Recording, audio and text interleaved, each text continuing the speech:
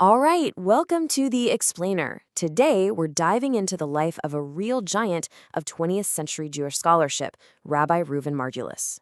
Now, this was a man whose mind was, well, absolutely phenomenal, and it was matched only by the intensity of the intellectual battles he fought. So let's kick things off with a question that feels like it could have been written this morning. Can bitter rivals, people who just publicly demolish each other's work, actually hold each other in the highest esteem behind the scenes? How does that even work? This whole story is really about a very rare skill, the ability to separate the sayer from the saying. To fiercely, and I mean fiercely, attack an idea while still having this deep respect for the person who came up with it. It's a lesson that, let's be honest, feels more important now than ever. Okay, so to really get this, we've got to travel back in time. We're going to 1941, right into the middle of a massive intellectual showdown. This was a true clash of titans, pitting two totally different worlds against each other. So in one corner, you've got Rabbi Reuven Margaliyot. We're talking a traditional genius, a guy with a photographic memory who had basically the entire library of Jewish texts in his head. And in the other corner, Professor Gershom Scholem, the father of the modern critical academic study of Kabbalah. Two completely different approaches to the same material. And what were they fighting about? Well, it was a really old controversy.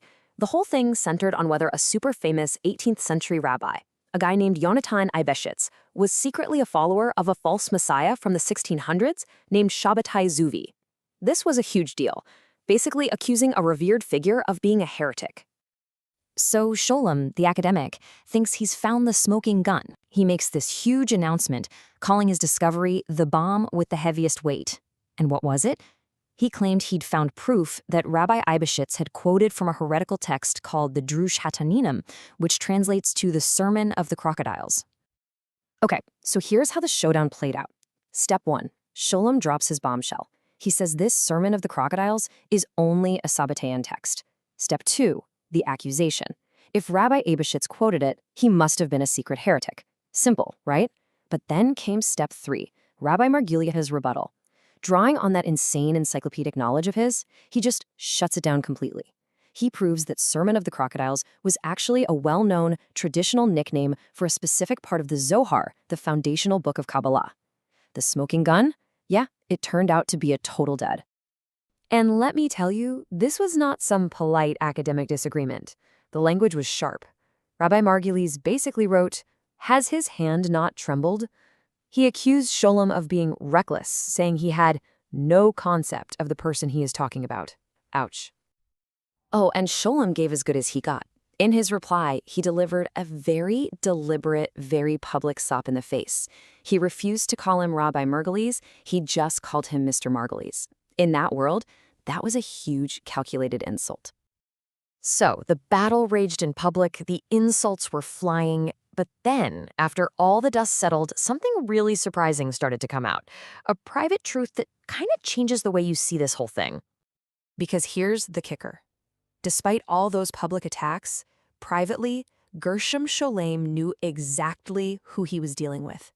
He actually called Rabbi Margaliyot the Ga'an, which means the genius. And years later, he would just flat out say in a lecture, "We are all his students." Wow. Talk about respect. So who was this guy, Rabbi Margaliyot? The man who could get that kind of respect from his biggest rival? Well, for starters, he was an absolute literary machine. He wrote over 50 books in his lifetime, and not just on one topic, but across a huge range of subjects. I mean, get this. His masterpiece was probably his edition of the Zohar. And in it, he personally wrote over 60,000, that's 60,000, annotations and cross-references. He was connecting dots across the entire landscape of Jewish literature.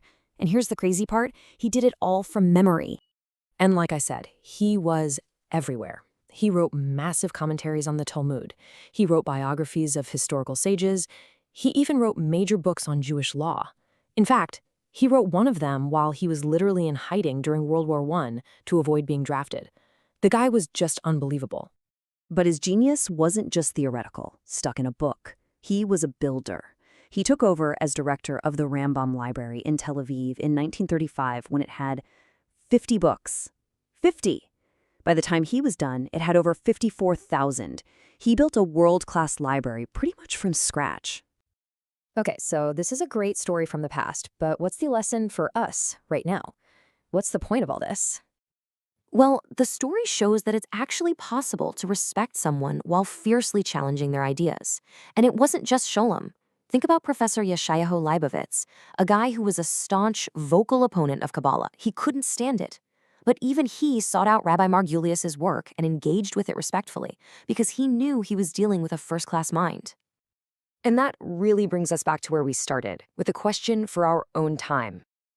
In a world that feels so polarized, where every disagreement can feel like total war, is it still possible to do what they did, to separate the idea from the person, to fight like hell for what you believe is true, without losing respect for the humanity of the person on the other side of the argument?